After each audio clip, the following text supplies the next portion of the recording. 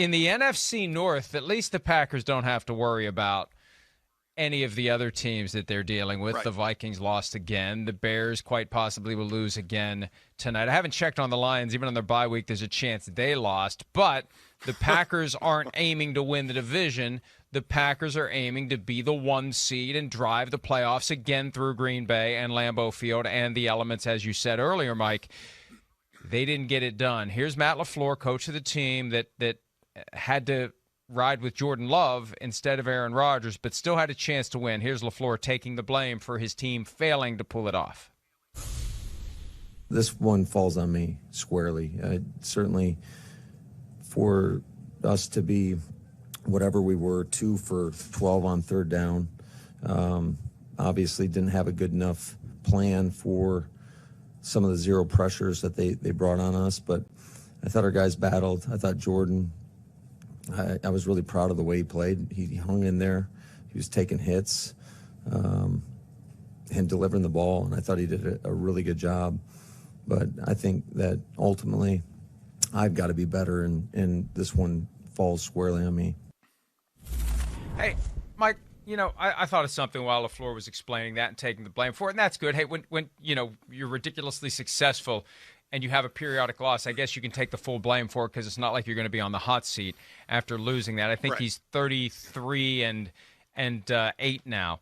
But anyway, with the Packers, the idea that Aaron Rodgers and everything that occurred last week, from Wednesday to Thursday to Friday with the 45-minute diatribe, you talked earlier about the importance of your routine, your importance of getting your lifts in, getting your film study in. How much do you think of a distraction everything that happened with Aaron Rodgers was last week for guys who were trying to go about their routine as they went from Wednesday into Sunday to play that game? Well, defensively, hopefully none, because it doesn't affect your side of the ball other than you got to play great anyway or play better than you have, and they did hold the Chiefs to 13 points from the defensive side of the ball. It's all about preparation. And this is professional football. Every individual player is responsible for preparing themselves. But there's no doubt about it when all of a sudden Aaron Rodgers isn't there. Aaron Rodgers runs that offense, and now you have a guy in Love who steps in and he's not just going to take over that offense and everybody says, oh, yeah, it's his offense now. That's the thought they're going to give him and the leeway they're going to give him. But, yeah, it doesn't work that way. So things definitely change without question. What normally happens with Aaron Rodgers and when a backup quarterback comes in makes it more difficult. So from the offensive side and the preparation side. Now, as you prepare individually, if you're an old lineman, how you're preparing to play against that D-line and individual defensive players, that shouldn't change. But overall, it's definitely going to change and going to have an effect because you're going to get something different. So, right, you say, man, you blitz Aaron Rodgers, you're in a lot of trouble. He's going to destroy you. Well, what do you do against a young quarterback who hasn't had a lot of experience? There's 2 things you can do against him. You can play back and play a lot of zone and try and confuse him on where he's going to go with the ball, or you can just say, young man, we are going to come after you, and you better decide very quickly what you want to do with the ball. And that's the route that they went last night. They just absolutely, he was blitzed and pressured all night long to have to make a quick decision and get rid of the ball.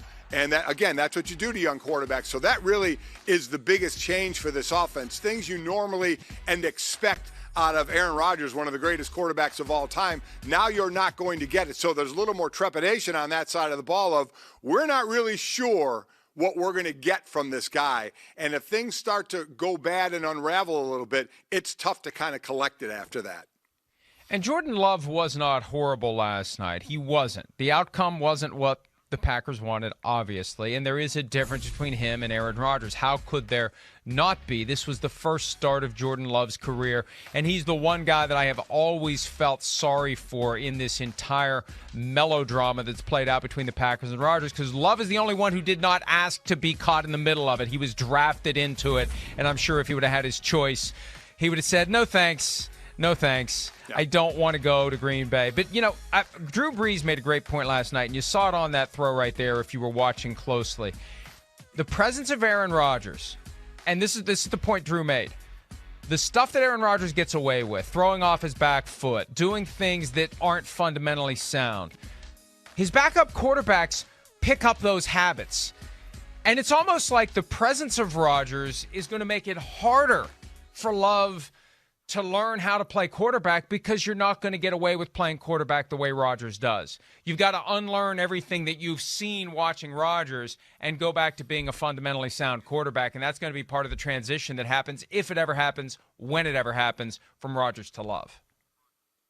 No, I get what you, and I understand what Drew's saying, because that's the guy you're watching every day in practice, and you're watching a Hall of Famer, so you're saying, why not try and pick up some of the things that he does? But what the players are doing on this team, Mike, is they're looking at the now. They know the last 2 years they were 13-3 and had a chance to make a run, and they also know if Aaron Rodgers isn't out there, it's not happening.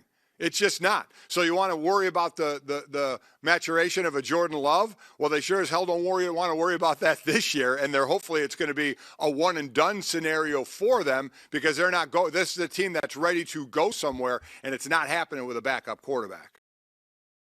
Hi, I'm Mike Tirico, and thanks for watching. Make sure to hit subscribe for the latest news and highlights from NBC Sports.